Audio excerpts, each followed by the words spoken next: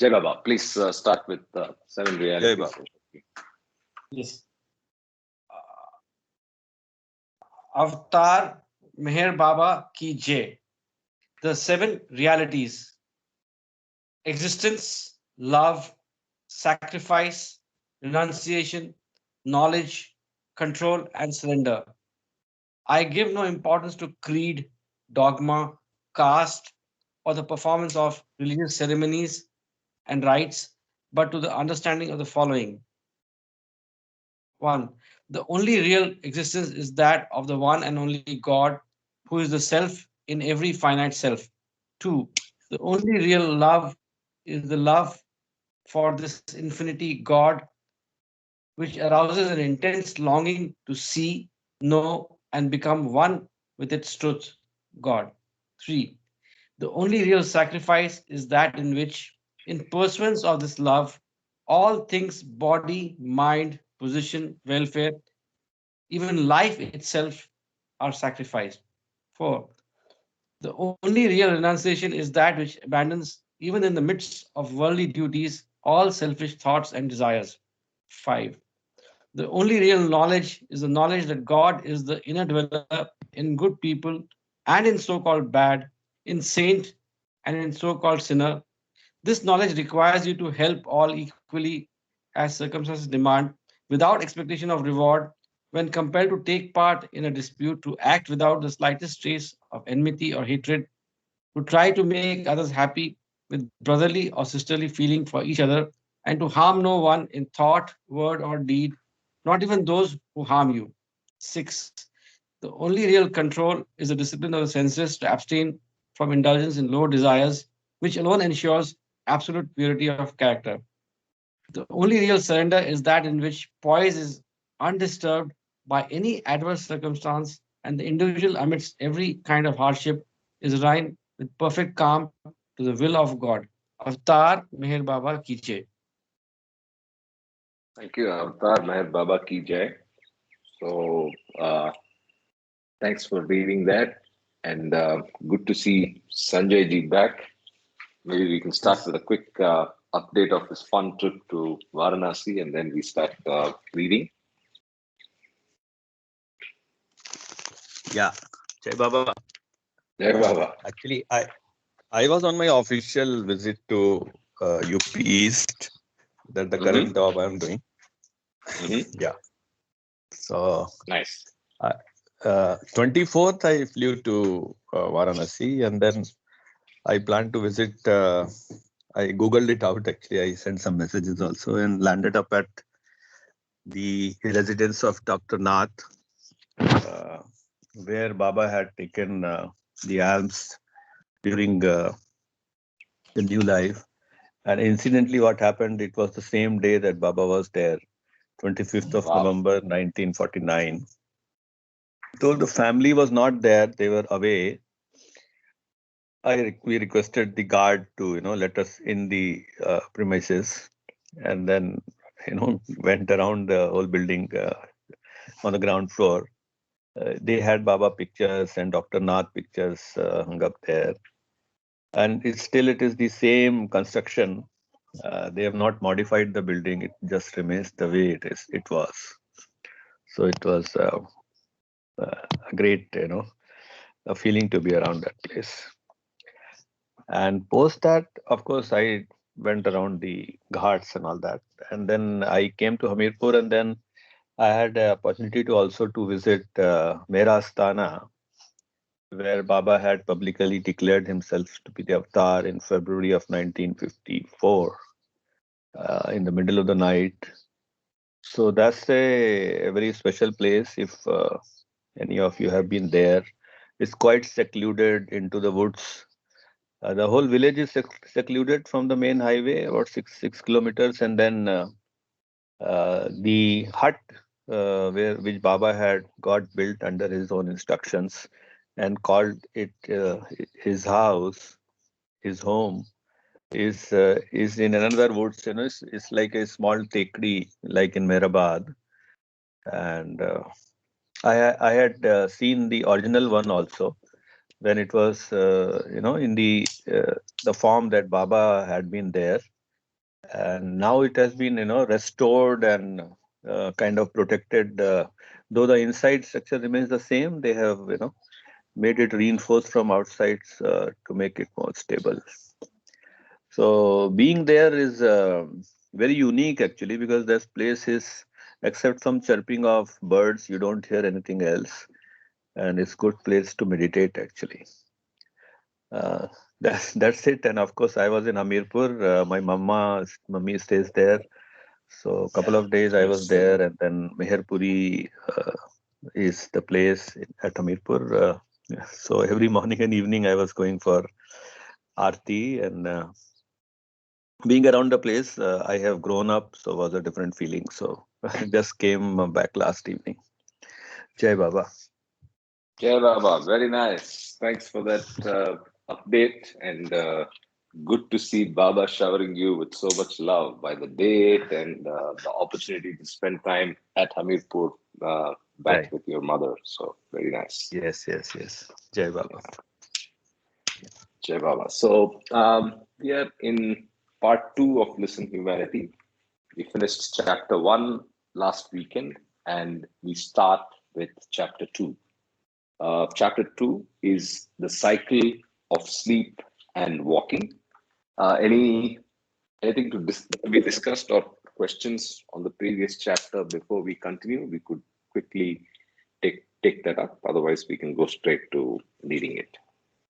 Sunil, anything you remember?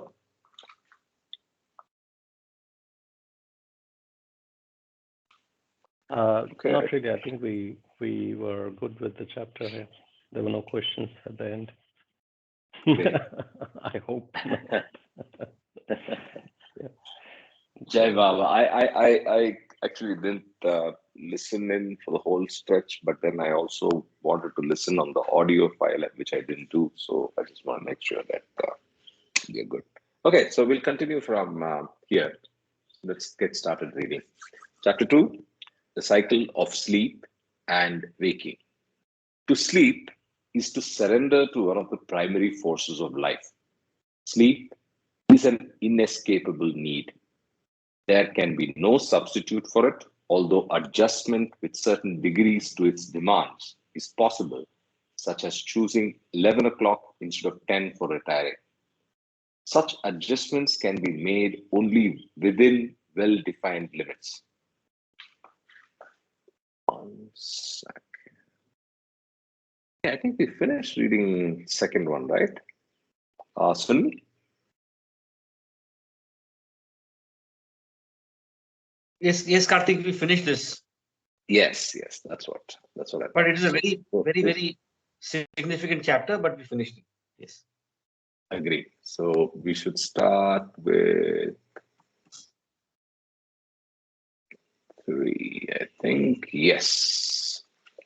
Sorry about that. So it's chapter 3, origins and effects of war. So let's start with that. The basic causes of the social turmoil that often precipitates into war may be found in the individual, the social whole, the functioning of Maya, and in the very intent of God's will. Inasmuch as these are essentially one in the final analysis, this means no more than that war is a part of the divine pattern. Insofar as war affects the individual, however, it must be understood at all the levels within illusion from which it is precipitated. The first is the level of the individual himself. It may readily be seen that most persons are immersed in their own egos and selfish viewpoints. This is the life of illusory values in which men are caught. If man were to face the truth, he would understand that all life is one, and in this understanding, forget the limiting self. But man does not face the truth regarding himself as a separate from and competing with rest of mankind. I'll read that line again. But man does not face the truth regarding himself as separate from and competing with the rest of mankind. This attitude often breeds a concept of personal happiness that creates lust for power, unbridled greed, and unrelieved hatred.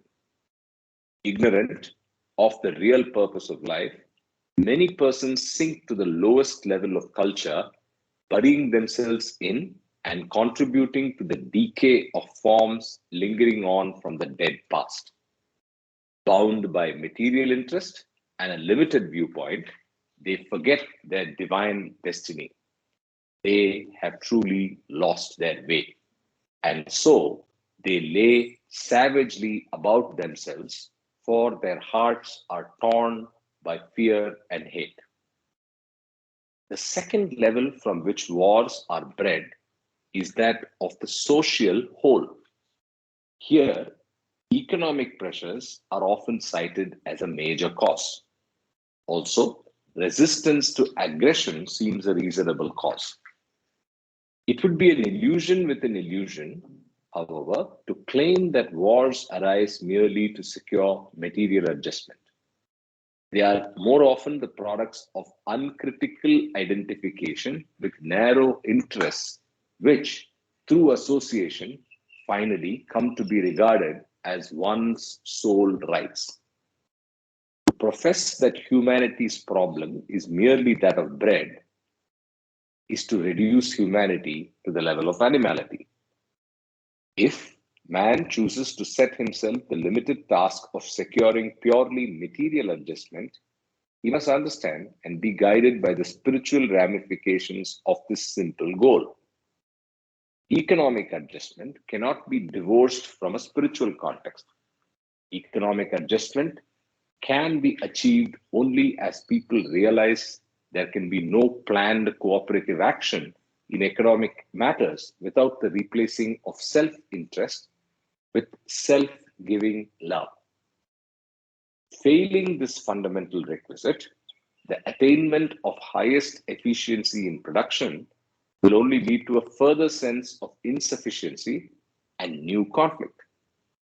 A profound spirit of self-giving love must underlie all effort to solve and remove the economic pressures leading towards war. While material adjustment can only be regarded as a part of the wider problem of spiritual adjustment in turn requires the elimination of self. It must be removed from all those phases which affect the individual, emotional, and cultural life of man. It may be readily seen that a solution to the individual and social factors underlying war rests upon the spiritual enlightenment of the individual. This need not mean that wars are inevitable as long as the ego self of the individual continues to ride rampant in the cultural and economic areas of life. For war is only the most explosive gross manifestation of the combined egocentricity of mankind.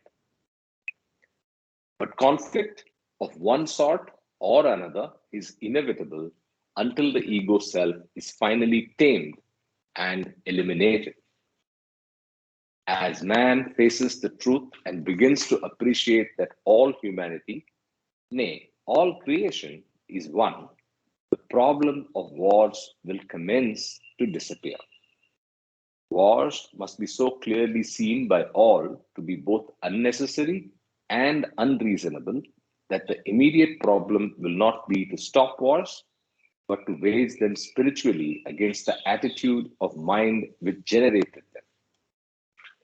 In the light of the truth of the unity of all, a cooperative and harmonious life becomes inevitable. Thus, the chief task for those who set out to rebuild humanity after a great war is to do their utmost to dispel the spiritual ignorance that envelops humanity. The disease of selfishness in mankind will need a cure that is not only universal in application, but drastic in nature. Selfishness is so deep-rooted that it can be eradicated only by being attacked from all sides. Real peace and happiness will dawn spontaneously when selfishness is purged. The peace and happiness that come from self-giving love are permanent. Even the worst sinner can become a great saint if he has the courage and sincerity to invite a drastic and complete change of heart. The levels from which war springs have not yet been exhausted. The third is that of Maya. When truly understood, all conflicts and wars are seen to be part of the divine game. They are thus a result of the divine will, which finds expression in the world of manifestation through the medium of Maya, the cosmic power that causes the illusory world of duality to appear as real. Let's take a pause here. Any points? So I think I'm sure all of us remember the coverage of war in multiple chapters in discourses, and I think this is an extension of the same. There is the travails of the New World Order, there is reference to war in violence and non-violence, and I think all of these that we are hearing here are similar in exposition. So, but here I think the big difference is the three definitive reasons or the motivations for war, which I think are good to note. One at the individual level, the second as a society, and three, interestingly, as the play of Maya. Right? Any inputs? Any questions before we continue? Yeah, Jai Baba Karthik. I think Baba has also given the final declaration.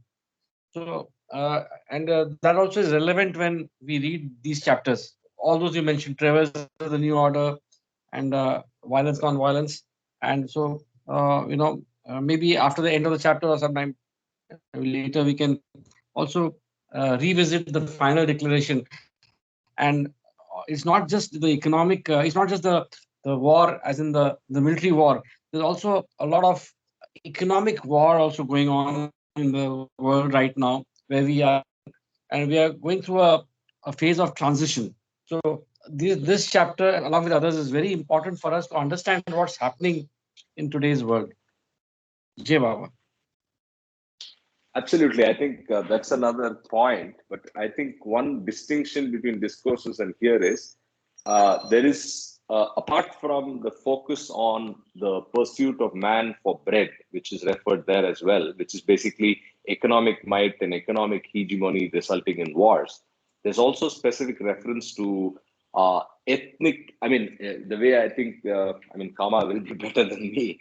I think he talks about narrow identification with sect, sex, ethnic group, and so on, which propagates war. So I think that's not mentioned here specifically, but I think that's the other flavor for societal-led war, right? I am a ethnic guy who's superior, so I need to wage a war with another group, and then it's a societal war, right? And that also happens apart from economics and wealth-based domination-led wars, right? Okay. I think that's covered in ego, right? Ego. There's a mention to ego in the beginning of the chapter. So I think ego and individual ego level. So there are three levels. So there are three levels of the war that Baba is covering here. The one is at the individual level. Yes. As a society, we wrongly identify narrowly with groups that are self-created, ego-created, and that identification becomes so acute that we are able to see ourselves as different and want to be dominant over others, right? And that can lead to war. So that's specifically what I'm referring to. Anyway, so that we'll continue to see one point, Karthik, I would like to say that we need to sustain. We need to sustain this. Well, maybe that's wrong. Baba sustains this world of duality, right?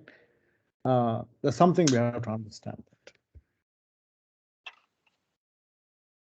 I'm not sure I get what you're saying, Ravi. Can you just clarify? The world needs to sustain. It needs to be forever with respect to the time. Okay. And once the people get the God realization, they're gone, they're done. But Baba wants to sustain this world. So, for example, I have to accept my weaknesses. I have to accept my whatever I am. But one thing is, I want to be what I am, and that's Baba. That's the Baba who is acting as me, whatever my weaknesses are. So the acceptance has to be there. That's how the world sustains. The procreation and all these things will sustain. When the time comes, I change. That's a different story. I'm gone. Okay, maybe I get God realization. I'm gone, but the rest of the world sustains. There's something we have to accept that. Yeah, I think I beg to differ. I don't think that Baba's interest is in sustaining reality. It is an illusion, and Baba does not want to sustain that, right? He's only interested in making sure that we get out of this. If I'm yeah. No, Baba wants to sustain this reality, this Maya. By mistake, if I remember right, whatever the Baba words are, by mistake, I have done it initially. The mischievous chicken, the nothing and everything. If you guys read that book, the mischievous chicken, there is a hen there, and there are a lot of chickens under the wings of the chicken. And then there's one mischievous chicken that wants to get out and experience what is there outside other than my mother's wings. It comes out, it gets shot and goes back. Like this, it goes there for like 6 times. 7th time, the mother also experiences, oh my God, my child went out and it went out 6 times. Let it experience. So this chicken experiences the Maya. Okay, the different color, the clarity of the clear color, and then it experiences whole the thing, and later on, when it realizes that I'm the God, it realizes, oh, the other chickens also followed me, and it realizes, oh my God, I have the responsibility. So that's how the avatar feels. I need to sustain this world. I need to sustain this Maya. That is how it is. Yeah. So the world sustains forever. Yeah, so I need to wrap my head around that. I need to get used to that. I'm still not able to come to terms. But yeah. Go ahead, what sir. we have to think is, there are people who are matured and they get God realization. They're done. They're done with this with respect to this Mayavic world. But this Maya is going to sustain forever. Although it's imagination from the God's point of view, from our point of view, that's reality is going to sustain. We have to accept where we are. We are in Maya. We have to experience this. That's the only thing we have, and we have to sustain that. Yes, I think it is also leading to the Mahapralaya when everything will get extinguished. But there is no timeline to that. So what Dr. Ravi says is also correct. This theater will be on and on and on and on forever, actually. And the end of the time when everybody will get God realized is probably infinity. There is no timeline. Yeah. Yeah. Jai Baba. Jai Baba. Good point, Dr. Ravi. Yeah. Okay, we'll continue to understand what Maya does with wars. So let's go to that para. The purpose served by Maya is twofold. It can be instrumental in trapping the mind in the duality of illusion, and two, it can also be instrumental in freeing the mind from the grip of spiritual ignorance and bondage. Maya should not be ignored. It must be handled with detachment and understanding. Wars are the work of Maya and are either spiritually disastrous or beneficial, depending on whether they are based on the attachment to or detachment from the hold of Maya. The final level from which the causes of war spring is no level at all, for it is a part of the divine plan of God to give to a hungry and weary world a fresh dispensation of the eternal and only truth. During war, great forces of destruction are afoot, which at times might seem to be dominant. But constructive forces for the redemption of humanity are also released through various channels. Though the working of these latter forces is largely silent, eventually they are bound to bring about the transformations that will render safe and steady the further spiritual progress of humanity. Regardless of the political and economic factors described by the historian as he looks at war in retrospect, from the spiritual point of view, this sanguine phenomenon is a cyclic divine ferment over which no earthly power has control. There are always two aspects of divinity that are eternally active in the affairs of the world. In Persian, the destructive aspect of divinity is termed self-glorification, and the constructive aspect, self-beatitude. When the self-glorification aspect of God predominates, there is destruction and suffering on a colossal scale, as in the last World War. The aspect of divine beatitude, on the other hand, brings peace and plenty. These are usually the golden ages of civilization. During the phase of self-glorification, divinity repels itself, so to speak, through its own creation, while in the phase of self-beatitude, divinity attracts or loves itself through its own creation. The former is a negative method, the latter positive. Both must be regarded ultimately as instruments of divine wisdom to rouse humanity to its divine heritage of self-realization. When the individual or the race is about to lapse into bestiality, it is suffering that rehabilitates them.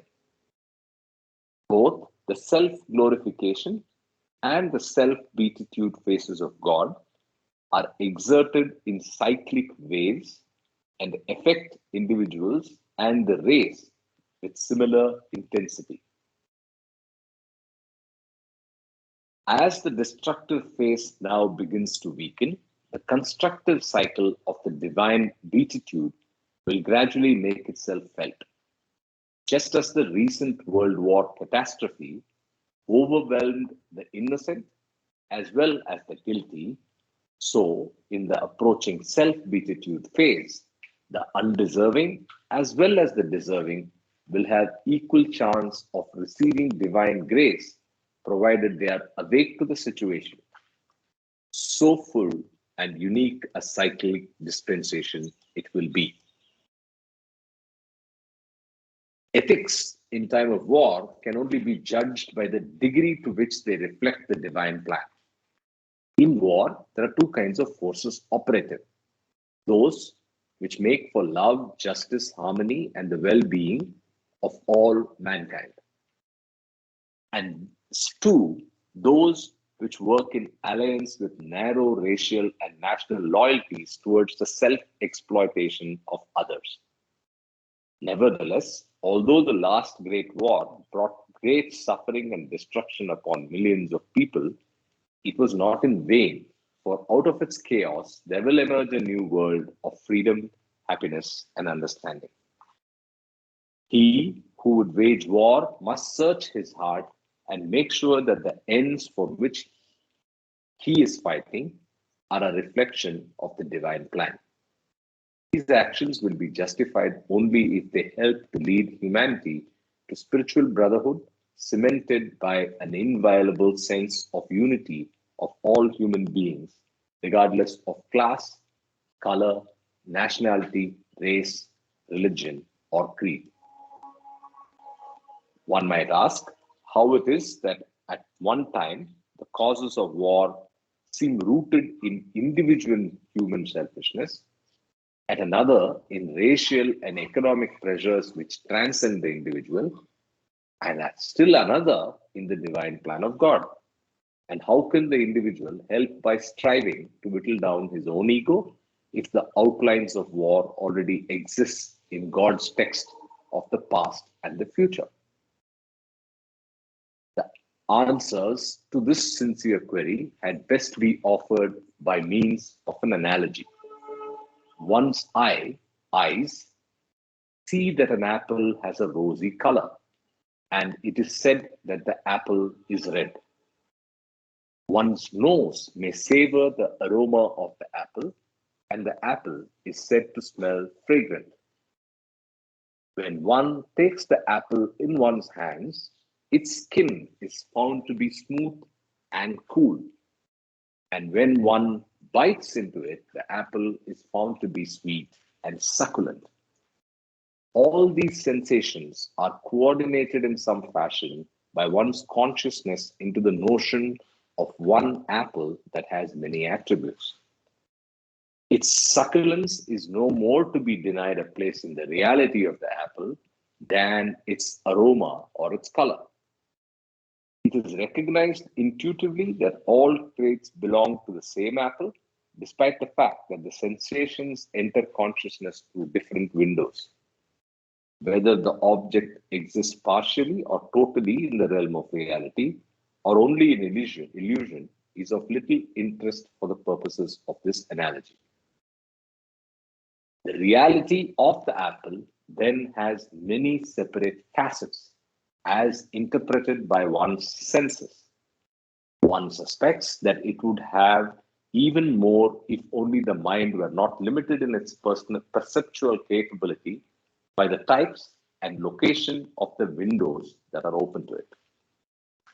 Just as the apple possesses a variety of unarguable properties, all of which belong to the same object, so other objects and organisms often give evidence of numerous aspects of reality. The same fact in life looks different, therefore, to different people, its appearance being determined by the particular window of the spiritual nature from which the individual looks. From this emerges one vital principle. Each person must look at cause and effect from the window that is natural to him. To try to see through all the windows is to risk stagnation in the complexity of a whirlpool of intellectual facts that can never be integrated by intellectual means. To try to argue another out of the seeming world of reality that he sees from his window is to argue the unarguable. Roundness is as real to the apple as its fragrance, until one day both are lost in perception of the entirety. So also, it will seem to some that the causes of war lie within the responsibility of the individual. For others, society will be the cause. Still others will see the hand of Maya, and some will see the will of God. During a war, there are persons who unveil their inherent higher self through the endurance of pain and by acts of bravery and self-sacrifice. It is better that such unselfish action be released under the stimulus of danger than not released at all. It is better that man forget their petty selves under the pressure of a collective calamity, if need be, than remain permanently absorbed in fear and greed. Great suffering awakens great understanding in man. Supreme suffering fulfills its purpose when it awakens him finally to genuine longing for real understanding. Unprecedented suffering leads to unprecedented spiritual results. It contributes to the basing of life on an unshakable foundation of truth. The individual must understand fully his identity with the Supreme Universal Soul. Having perceived this truth, he will find that his life rearranges spontaneously so that his attitude towards his neighbor in everyday life becomes different. Then he will act upon the spiritual value of oneness, which promotes true cooperation. Brotherhood is a spontaneous outcome of true perception. The new life for the individual is based upon spiritual understanding and is an affirmation of spiritual practicality in the truth. Just as war is not an unmixed evil for the individual, so it may have certain forward propelling effects on humanity as a whole. The destructiveness of war tends to bring humanity to a spiritual crisis born of the physical nightmare. Inevitably, suffering and misery pose the question of what it all leads to, how it will all end. Gradually, people become sick of wanting and sick of fighting. Greed and hatred finally reach such an intensity that everyone becomes weary of them. Then mankind begins to suspect that the only way out is through selflessness. The only alternative to war and its suffering is seen to be to stop hating and to love, to stop wanting and to give, to stop dominating and to serve. Wars require the exercise of cooperative functioning, and in this resides one positive result. Still, the value of this cooperation should not be overestimated. Too often, it is artificially restricted by identification with a limited group or ideal. Often, wars are carried Karthik, on. Yeah. somebody has a question. Oh, I'm sorry. Go ahead. Karthik, in the last paragraph, there's a last line. I think if you can read that again, I think it's quite the only. Sorry, the one. Sorry, I think it's before this. Sorry. I think that was very profound and the only alternative war. How come Only Ashok is as a alternative to war. guest? The only alternative to war and its suffering seem to be stop hating and to love, to stop wanting and to give, to stop dominating and to serve. Is that what you're saying?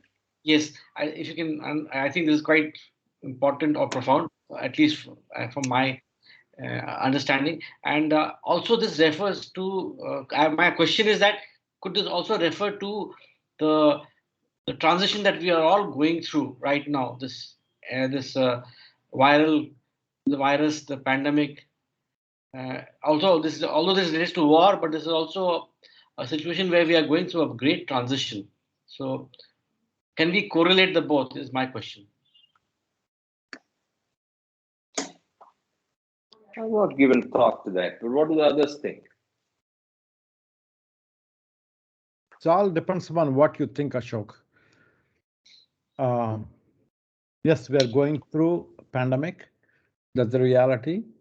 And how you think about it, either think positively or negatively, how much you are in the spiritual world. If you think spiritually, is nothing but a positive thinking about it. Baba wants me to keep experiencing this. That's how it helps us to evolve to higher thinking. That's what I think. Okay. I kind of tend to agree with Ashok ji. In last 2 years, we've lost 5 million people on this planet, about. and still counting. It's kind of a situation that's similar to war, and people for maybe in the war you're fighting with each other for selfish gains, but again, uh, in this situation as well, when people are pulled away from materialism, confined to their pigeonholes, you can't do much with your money, you can't do much with all the rat race that you had around you, then what's more important? Those realizations start coming to front. So in some ways, it's similar to war uh, situation, war-like situation where you might lose people. 5 million families got affected by loss of near and dear ones. I guess so. They might have some realization, some sense of uh, dawning of truth, or at least momentarily. So let me there are ask you, Sunilji, what yeah. happens to all these people who die? I understand the people, the families are going to suffer if the breadwinner is going to die. Mhm. What happens to, number one, what happens to all these people who die? Number one. Number two, what happens to all these families, right? I'll leave the first question to you to think about it. The second question is, that's the reality. People die, the families survive, and we know they somehow get along. Even though it is a shock initially, later on they get used to it. Yeah. So what Yeah. happens to these people who die? That wasn't really my point. My point was what happens to the people who survive and how they think and how they progress.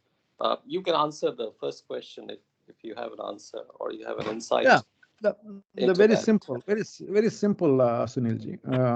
Yeah. People who die, they are going to reincarnate, they're going to have a new life. They're going to Sure. forget everything that what they had in their life. The second question is, the people, the families, the breadwinner is going to die, they're gone. They're somehow going to survive. The people That's have right. survived. That's we know. Yes. The people have Yes. survived, but they have gone through some suffering. Suffering. Yes. Suffering is good, right? Because Yes. when you're happy, you don't think about, oh, I'm happy. Why am I happy? You don't think about that. Only when you're suffering, you think, Yes. why am I happy? Why am I unhappy? Why this question comes. So, Yes. yeah. That's why I said it's warlike and it could be part of the divine plan. This is the divine plan. Yes. Karma is a law. We read in the beings is the ultimate law, the karma. We have to go through those laws. Those laws prevail.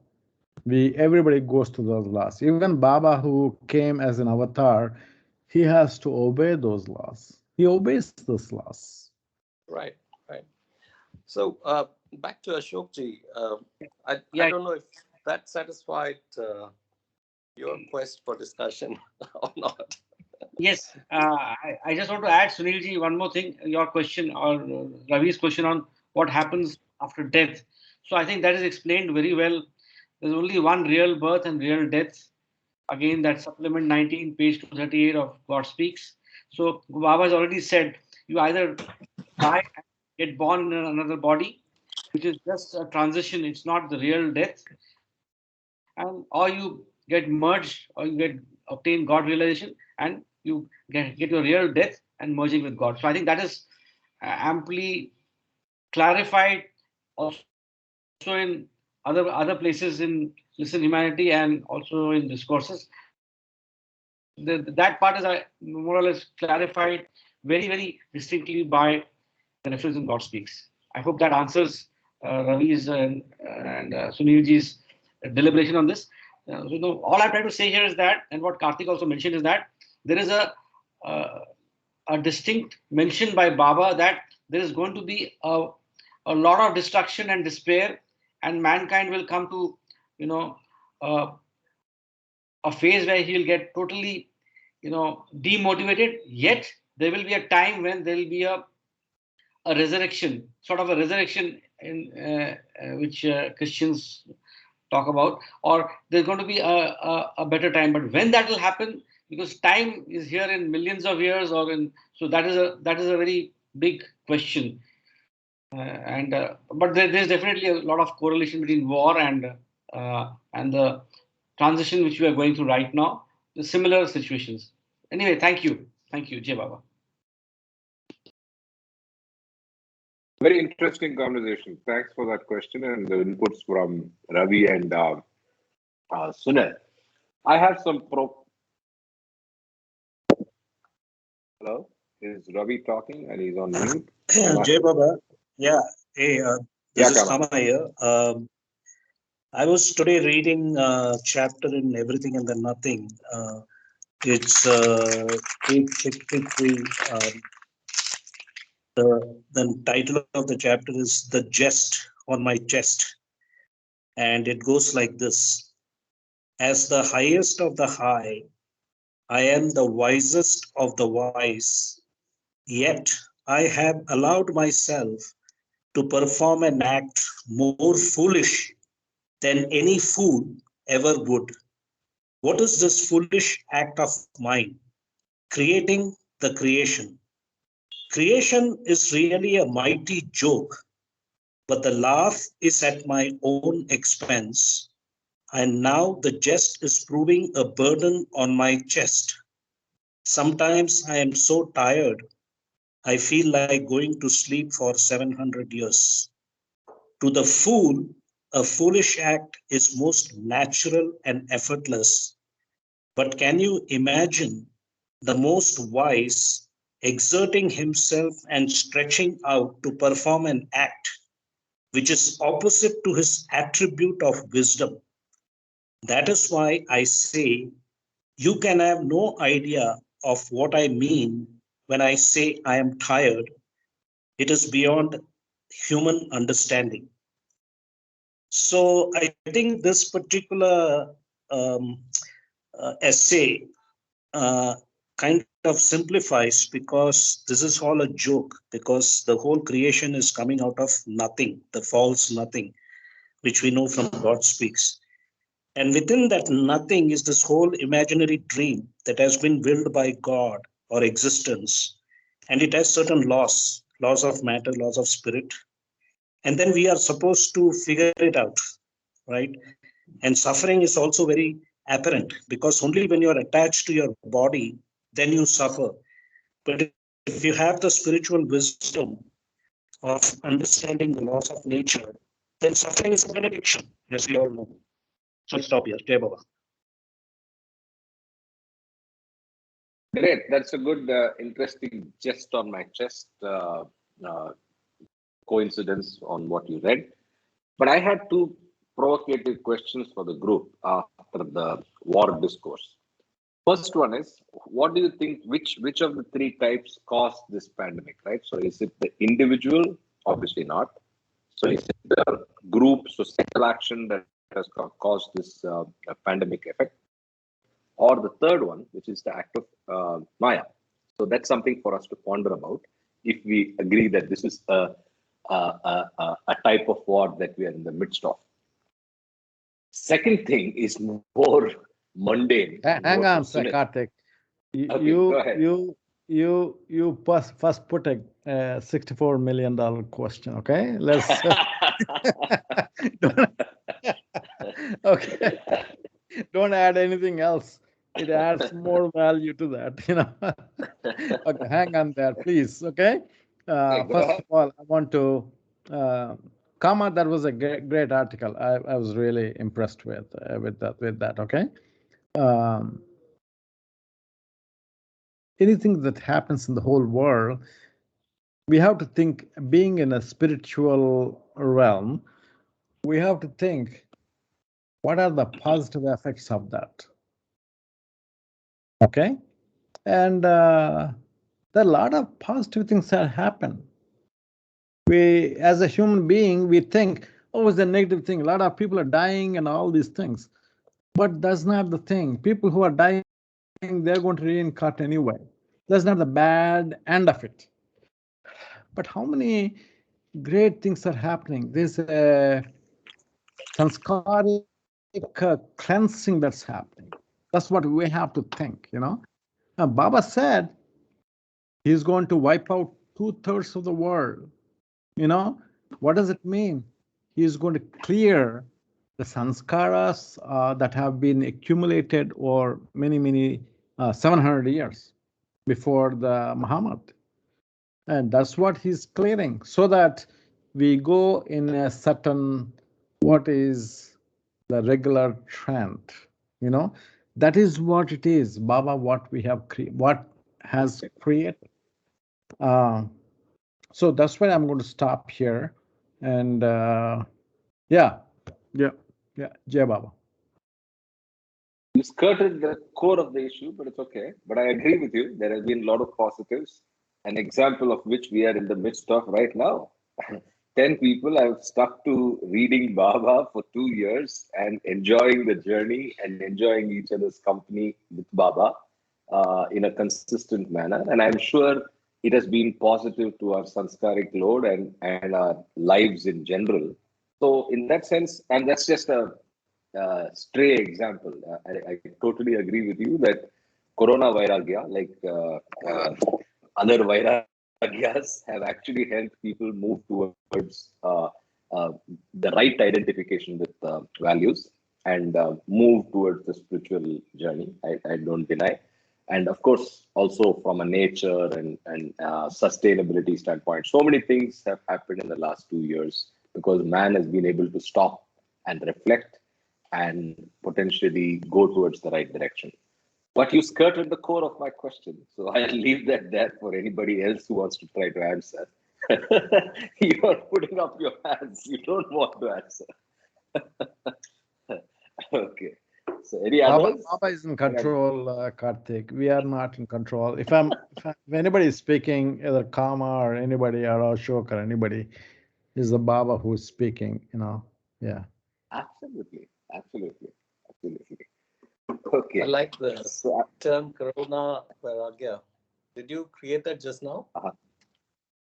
No, I created it the last time we were reading Vairagya. So, like you have Smasana Vairagya, I thought of Corona Vairagya because I saw it happen to people around me. Absolutely. Like Smasana Vairagya, which is temporary but not intense and sustained. Corona Vairagya probably a little better because you're seeing it happen over and over again around. All around. Right. So, yeah. Thank you. Jai Baba. So I think nobody wants to take courage to go on YouTube and answer which of the ones is causing this pandemic. So we leave that and stay unprovocated. But I have a more mundane question triggered by what Sunil brought up. So Sunil, you say that 5 million people have lost their lives in the last 2 years. Is that a blip in the radar? I mean, what I would be interested to know is how many people die in general in a year or two, right? So you're talking about 5 million over 2 years. That's the statistic for pandemic-related deaths, I presume. If so, what is the natural mortality rate for the population? So is there a big difference? Is this really can this really be classified as, from a fatality standpoint, as the pandemics yet, or is it just a case of much ado about nothing? I don't think so. You see, death. We were reading about life and death. What was that chapter? Previous chapter, Listen Humanity. Something about the first death. one was life and death. The second Life one was sleep. Yeah. Sleep. So we heard there types of deaths, and I was listening to suicide today. For example, suicide is it causes different kind of impressions. It's unnatural, untimely, blah blah blah. Then sanskaric load has to be carried forward, and so on and so forth. So these deaths that have occurred, from the viewpoint of people around them, most of them were not supposed to be happening at this time. So Interesting. the burden on the people who see these deaths is way higher than you would see in a normal course. Similar to war, it comes suddenly out of nowhere. Young people die, children die, women die. They were not supposed to die at that age, but something happened and they die. So the emotional load is way higher. So the impact on cleansing, or their leaning upon what's soul searching and so on and so forth, would be probably a bit higher than those people naturally passing away, whatever the statistics is. So I feel there's difference. Very interesting. I think I did not think of it from the spiritual standpoint. I was just asking from, compared one pandemic to another. We know that so humanity got wiped off in the Spanish plague and whatever. So are we there yet from impact? From impact ability of science to defend, ability of science to defend humanity and protect the health dimension. But anyway, that's, as I started by saying, it's a mundane question, but what you answered is also interesting and thought-provoking, in the sense that are these souls supposed to die at that time, or is this sudden? Of course, the impact part of what you said makes absolute sense. It was totally unexpected, and then causes a lot more impact negatively on those around them. But what is thought-provoking is whether this was part of a sudden removal of that, snuffing out of that life, or is it also part of the plan? So the fact that a few million are going to die this way, and these are those impacted near and dear, could also be part of the sanskaric load. I'm still thinking about which way it could be, but that's a very good aspect that you brought up. Karthik, just to add on to what you're saying, there is nothing called coincidence here, right? Everything is planned and everything is happening. So it can be a sanskaric load that is being offloaded. And to Sunil's point, if somebody has to go through that emotional turmoil and a soul searching, and this is the way that they have to open it up, that will also happen as per the plan. And I don't know how many people will do soul searching that just because there is a death in their family, or just because there is some kind of emotional turmoil or turbulence that has happened. Like I have also lost people in our family because of COVID. I don't see them. Maybe it is like I'm wearing a green glass or a yellow glass or whatever. I don't see them getting affected just because of that death that too to the closed ones that has happened.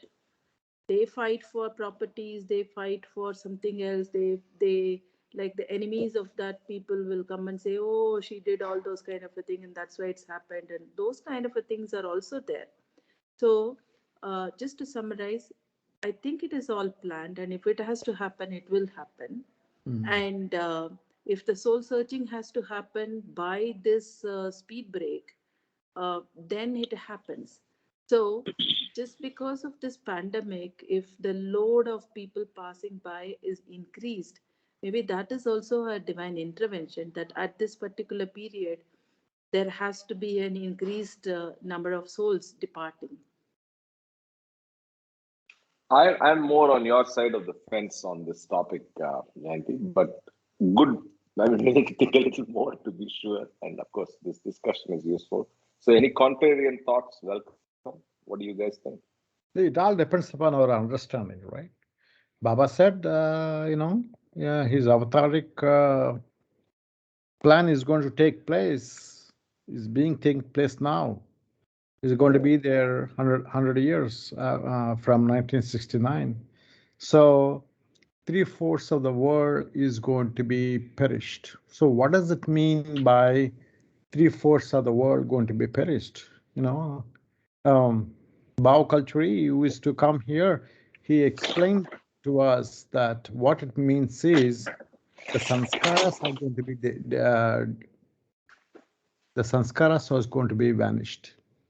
So it doesn't happen all of a sudden.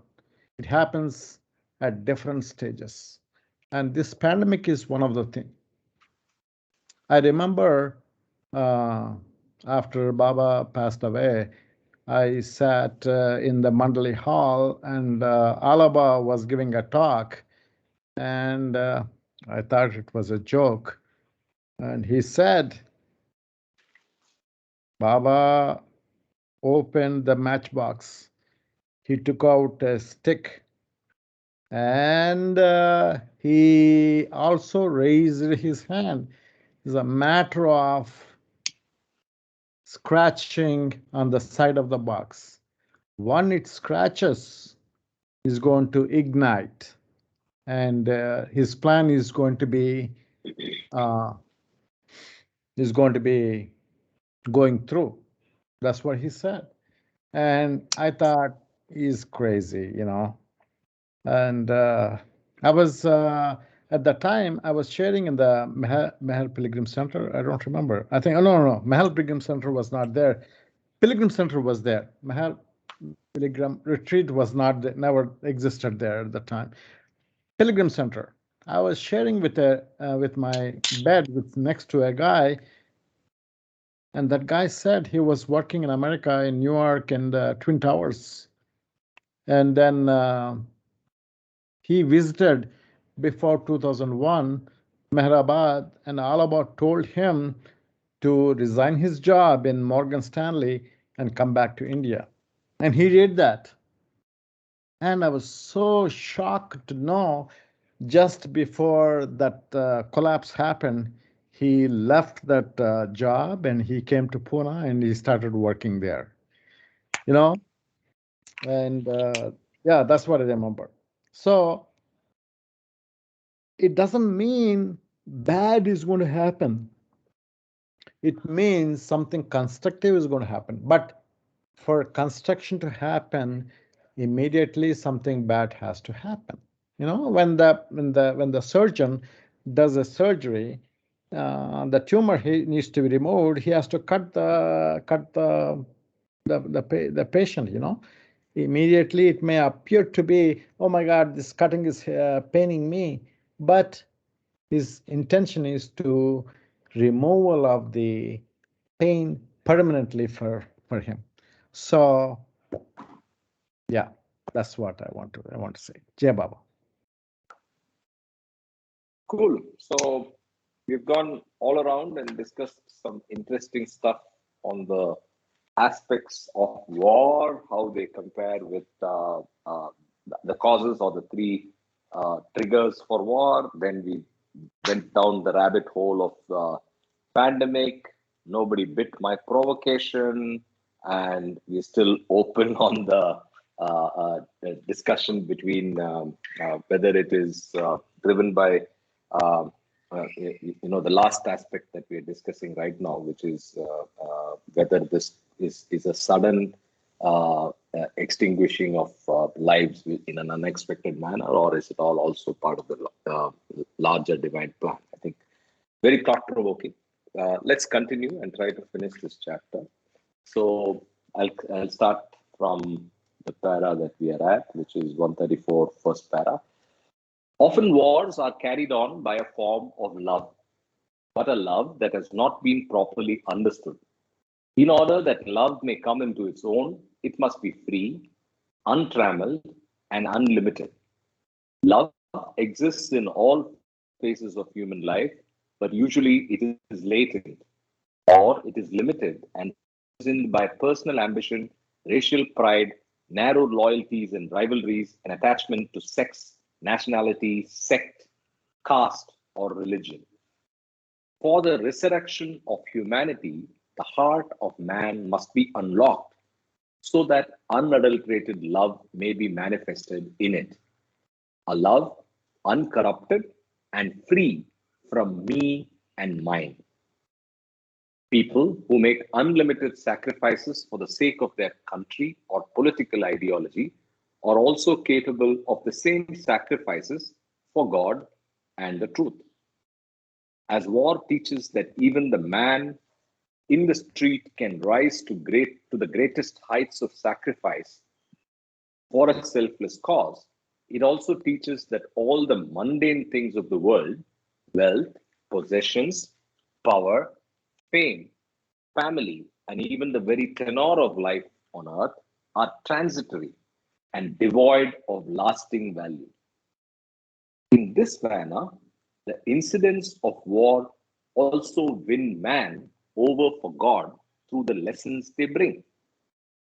It is now high time that universal suffering that should hasten humanity to the turning point in its spiritual history. It is now high time that the very agonies of our times should become a means for the bringing of real understanding of human relationship. It is now high time for humanity to face squarely the true causes of the catastrophe of war. It is now time, or it is now high time to seek a new experience of reality. It is high time that men have a fresh vision that all life is one in God, who alone is real and all that matters. God is worth living for and he is worth dying for. All else is a vain and empty pursuit of illusory value.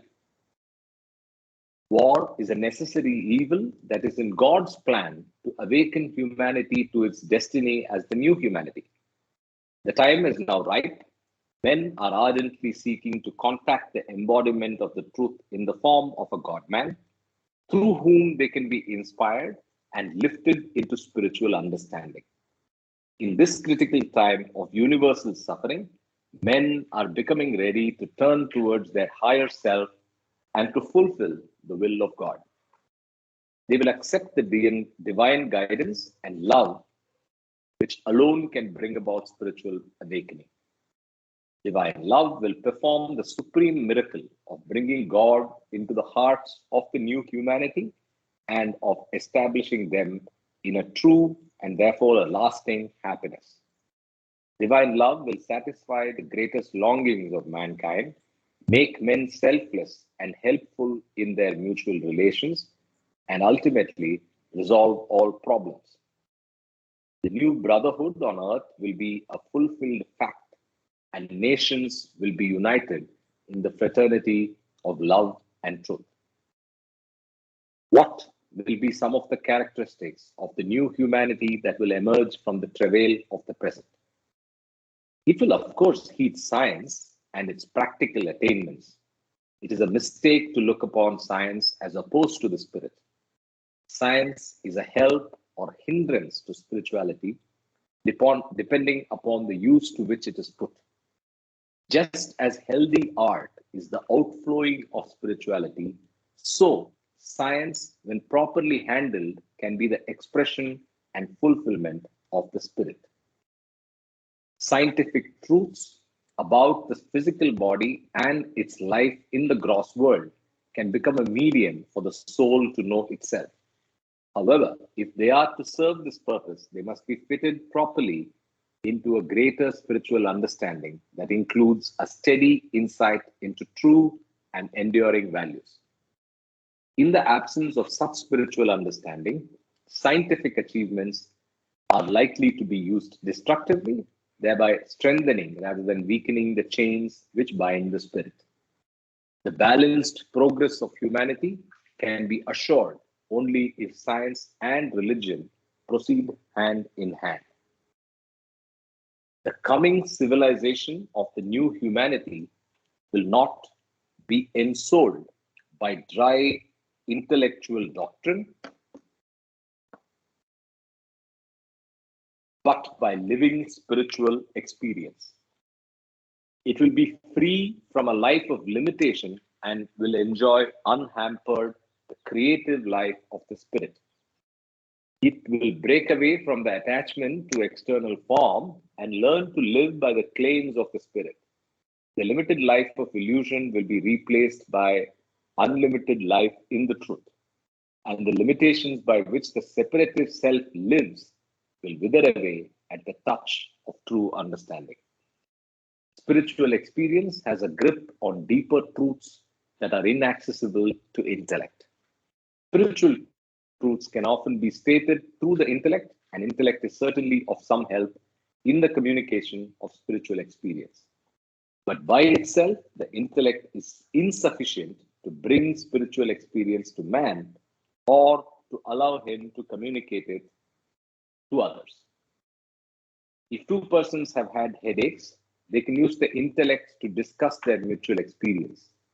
But if one of them has never had a headache, no amount of intellectual explanation will ever tell him what a headache is. A man must have a headache to know truly what it is, and in order that he understand it, he may have to be hit on the head. Intellectual explanation can never be a substitute for spiritual experience. At best, it can only prepare the ground for that experience. The fact that spiritual experience involves more than intellect alone can grasp is often emphasized by calling it a mystical experience. Mysticism is frequently regarded as opposed to intellectuality, obscure, confused, and impractical, unconnected with reality. But in fact, true mysticism is none of this. There is nothing irrational in true mysticism when it is, as it should be, a vision of reality. It is a form of perception that is absolutely unclouded, so practical that it can be lived in every moment of life, and so deeply connected with experience that, in a sense, it is the final understanding of all experience. When spiritual experience is described as mystical, one should not assume that it involves something unnatural or beyond the grasp of consciousness. The only implication is that the experience cannot be comprehended by the limited human intellect unless it transcends its limits and is illumined by direct realization of the infinite. The spiritual understanding that will enliven the new humanity can never fail to accept the stern realities of life and its demands. Those who cannot adapt readily to life tend to recoil from it and to look to a fortress of self-created illusions for protection. Such a reaction is an attempt to perpetuate one's separate existence by protecting it from the demands made by life. At best, this can only give a seeming solution by providing a false sense of safety arising from a false sense of self-sufficiency. It does not even constitute progress towards a final solution. On the contrary, it is a sidetrack from the true path. Again and again, fresh and irresistible waves of life will beat upon man and dislodge him from the illusory shelters within which he hides. He will only invite fresh forms of suffering upon himself by trying through escape to preserve his separative existence. Only when he faces about, awakened and supple, will he find himself clothed in the security of the inner self. Just as the individual may try to preserve his sense of separative individuality by escape, so he may also try to retain it through an uncritical identification with forms and rituals or with traditions and conventions. All these are preponderantly fetters which restrain the release of infinite life. If they were a plastic medium that might be readily molded and suffused by unlimited life, they would be an asset in fulfilling the divine life on earth. Generally, though they tend to gather prestige in their own right and to develop independently of the life they were intended to express, when this happens, all attachment to them eventually entails a drastic restriction of life.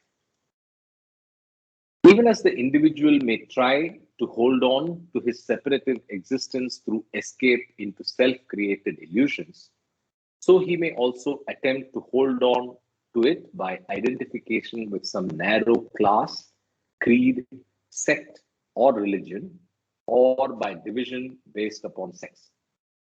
He may seem to have lost his separative existence through identification with a larger whole, but more often this identification becomes a means of expressing his separative existence. This he accomplishes through feeling separate from those who belong to another class, nationality, creed, sect, religion, or sex. Thus, his sense of separation from the contrasting group is more fundamental than his sense of identification with the members of his own group. The strength, in fact, the very being of separative existence is derived from identification of the self with one of two opposites. This results automatically in distinction from the other opposite. Real merging of the limited self can only be achieved in the ocean of universal life. This involves the surrender of all sense of contradistinction in form, belief, or action, the surrender of all separative existence in all categories. The large mass of humanity is deeply enmeshed in these separative and assertive tendencies, and one who looks on at this spectacle is bound to feel the blackest despair. It is true that the readily observable forces of lust, hate, and greed cause incalculable suffering. But even in the most passionately disruptive forces, there is some form of redemptive love. Buried in the muck of human misery are seed pearls of the greatest perfection, and these precious gems of the individual action and feeling are not lost, but require only threading on the strong cord of spiritual knowledge. Those who despair for mankind, and particularly in time of war, should know that real possibilities for the new humanity exist, and they will come into being through a release of love in measureless abundance. This release of love can come through spiritual awakening brought about by the masters. Love can never be born of mere determination. Through the exercise of will, one can be dutiful at best. Through struggle and persistence, it is possible to mold external action to conform to one's concept of right. But such results are spiritually barren because they lack the inner warmth of real love. Love and coercion can never sit side by side by holding hands. Love springs spontaneously from within, but although love can never be forced from or upon another, it can be awakened through love itself. Essentially, love is self-communicative. Those who do not have it get it from those who have it. For one cannot absorb love without making a response. Regardless of the barnacles which may cover the surface, the response is stamped by the nature of love. The secret of, yeah. See, this is very important point in my opinion. Those who don't have it, learn it from others. That's a very, very, very profound statement. Because we don't know how to love. Baba said, love me. But how do you love you? How do I love you? Because we don't know how to love him. So he said, learn it from others. So we have to have a cap of learning on our head, and then look for how am I going to love. It's a very profound statement. J. Baba Ravi, you can reread How to Love God. I think that's got a lot of important messages from Baba. How to love God. Yes, but It's He's not that looking for easy. somebody physical to learn from. So Okay. Yes, we still, we understand how to love God if you read it, Still, we have to see how practically can we manifest in a regular worldly way. How do we love, That's still a challenge for us. Yes, definitely. And in that how to love God, he's also mentioned how to love those whom you despise. So I think there's a very lot of learnings there. Anyway. Yes, yes, yes. Well, first of all, first step is to learn to love. Next step is if you hate somebody, that's good, I hate this guy. First of all, I have to identify that. Okay. Then, okay, I need to love. Baba said, I need to love him. So, okay, how do I love him? See, that's how the steps are. That's the learning steps.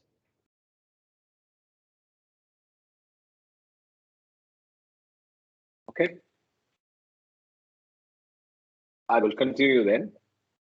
The secret of true love is that it is unconquerable and irresistible. Even the one who resists its approach is lost as he springs to plug the hole through which it is flowing past the walls of his heart. It races behind him, and he turns only in time to find himself surrounded and borne aloft on its irresistible might. True love gathers power and spreads itself until it transforms everyone it touches. Humanity will attain to a new mode of life through the unhampered interplay of pure love as it spreads from heart to heart. When it has been recognized that there are no claims greater than those of the universal divine life that encompasses all, then love will establish peace, harmony, and happiness in all of the social spheres, and it will shine forth over all in its unequaled purity and beauty. Divine love cannot be dimmed by the clouds of duality, for it is an expression of divinity itself. It is through this very divine love that the new humanity will tune itself to the divine note. Divine love will not only introduce imperishable sweetness and infinite bliss into personal life, but it will also be the means by which the new humanity will be made possible. Through divine love, the new humanity will learn the art of cooperative and harmonious life. It will free itself from the tyranny of dead forms and release the creative life of spiritual wisdom. It will shed all illusions and become established in truth. It will enjoy peace and abiding happiness. It will be initiated into the life of eternity. It has been said that war cannot be considered entirely bad, though it can be hardly be considered entirely good as well. There are deep-seated reasons for the occurrence of war, and when one finds oneself in the middle of the Holocaust, it is helpful to have a few guiding principles. People should face the circumstances of war with courage and the faith that no sacrifice is too great when the call of duty is clear. In the event of aggressive attack, all must resist it by direct combat if there is no alternative. But as each individual makes such resistance, he must be certain that he is motivated solely by a sense of duty, without hatred or bitterness towards the aggressor who has acted out of spiritual ignorance. Further, he must not be insensitive to the suffering inflicted. On the contrary, he must render every possible aid to the victims of war. The fact that a person is a spiritual aspirant does not release him from his duty to the social whole. This may involve some deep soul searching because spiritual aspirants tend to be indifferent to war on the grounds that most wars are actuated by purely material considerations. It is a mistake to divorce spirituality from material considerations, for the latter have some spiritual significance. It is not by ignoring human suffering, but by handling it with creative love that the gate is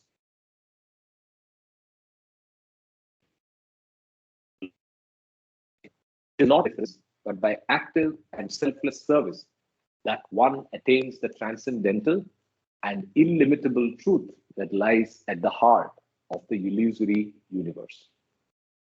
Spiritual aspirants are rooted in the conviction of the reality and the eternity of the infinite soul. It should be easy for them then to stake life itself on the performance of a duty that springs from the claims of the spirit. The duty of the spiritually enlightened one is an extension of the duties of the average person and of the spiritual aspirant. He is alive to the truth that all souls are one, and the role he must play in this game of gods, is necessarily determined by the spiritual illumination he has. He performs his duty in cooperation with the divine will. Being in tune with the infinite truth, he is not only free from all thoughts of selfish gain, but also from the backlash of hate, malice, and revenge. War cannot create any real cleavage, even between the people who are fighting against one another. These people seem to be different from one another because they have different minds and bodies.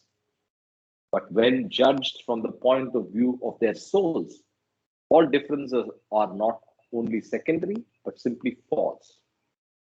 The spiritual unity of all souls remains inviolable in spite of all wars, and from the point of view of ultimate reality, no soul is with other soul.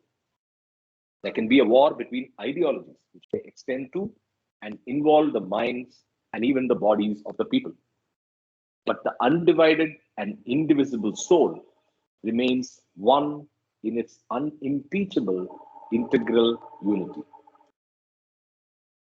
All those who must undergo the rigors of war have great need for equanimity. It will be profitable to remember that the soul remains unscathed by the destruction of material things, and death itself is only a gateway to further life. Therefore, those who play their part well in the divine game should remain unmoved by bereavement and loss, imparting to others a spirit of cheerful resignation to the divine will. Due to lack of spiritual insight, sufferings of war inevitably embitter many persons, and they need to be helped to recover a sense of the unspoilable sweetness of life. Those who have been initiated into the eternal values of must assume the responsibility of driving away unwarranted gloom and depression and cheering those who are in deep sorrow. When crisis is upon one, let one's thoughts not be for self, but for others, for the claims of the divine self which exists equally in all. War cannot be justified merely because it brings certain spiritual qualities as byproducts. For those qualities can also be developed in time of peace. It is time now for humanity to develop a spontaneous spirit of love and service rather than require the stimulus provided by danger to precipitate unselfish action. All should face the crisis of war with patience, fortitude, and self-sacrifice, never forgetting that the redemption of a distracted humanity through divine love is much closer than one dreams at such a time. On that note, we draw a close to this chapter, but I think that point of redemption is still elusive as we experience this war of a different nature that we seem to agree that we are in the midst of right now. So interesting times, but in Baba's time, obviously the redemption is much closer than one dreams at such a time. Anything else before we close? We can pick up on any questions. I have a hard stop today at 9, so I really need to run.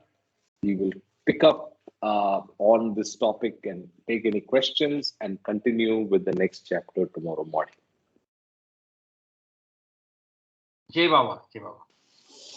Jai Baba. Baba, everybody. Jai Baba. Jai Baba. Jai Baba. Jai Baba.